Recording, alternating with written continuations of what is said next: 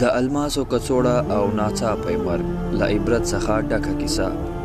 یو ماهینونکی د شپې په تیاره کې د سیند پر غاړه کېناست. له کېناستلو سره یې د ډبرو یوه ډکه کڅوړه وموندله.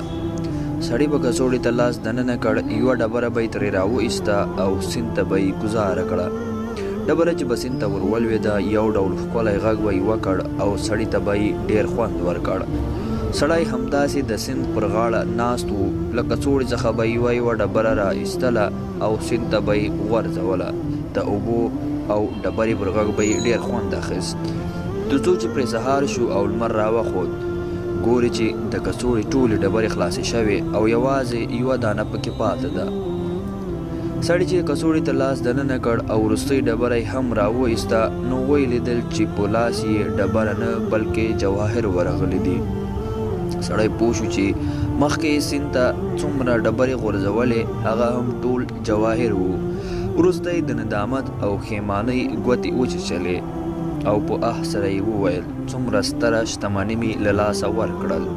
او زیاته یې کړه، په الله قسم ما خو له دې جواهرو څخه هیڅ ګټه پورته نه کړه، پرته له دې چې یوازې مې پر اواز اورېدو خوند واخیست. او بس که ما ته د دې ارزښت معلوم شوی وای، ما به هیڅکله داسې نه وای کړی.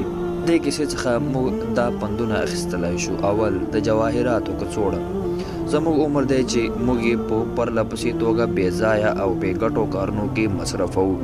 دوهم، د اوبو غږ. دا د دنیا خوندونه، شهوتونه او دوکه کوونکي شیان دي.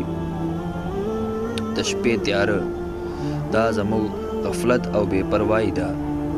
د لمر راپورته کېد، دا د هغه حقیقت څرګندېدل دي کوم چې له مرګ سره موږ ته څرګندېږي. ګرانو ملګرو، که ویډیو مو خوښه شوې وي نو هیله کوم زموږ یوټیوب چینل سبسکرایب کړئ او ویډیو له نورو ملګرو سره هم شریکه کړئ.